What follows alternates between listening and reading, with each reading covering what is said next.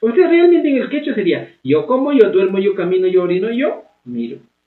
Y así aprendemos la primera persona. La primera persona es esencial para todo. Escuchen eso, la primera persona.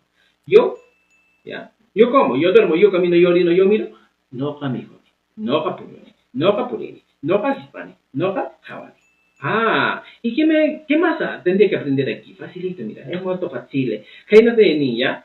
Y me preguntaría, pues, ¿y matan Ruanki? ¿Ya? Y matan Ruanki. Pero, profesor, ¿qué cosa significa y matan Ruanki? ¿Qué haces, carnal? Carnal, digo, ¿qué haces? ¿Ya? Esa sería mi pregunta. ¿Qué haces? Ah, ya, profesor, entonces, ¿qué haces? Me están diciendo, ¿eh? Y yo podría responder en este caso con mi respuesta. Noka, mijoni, noka, puñoni, noka, purini, noka, hispani, noka, kawani. Y eso sería todo.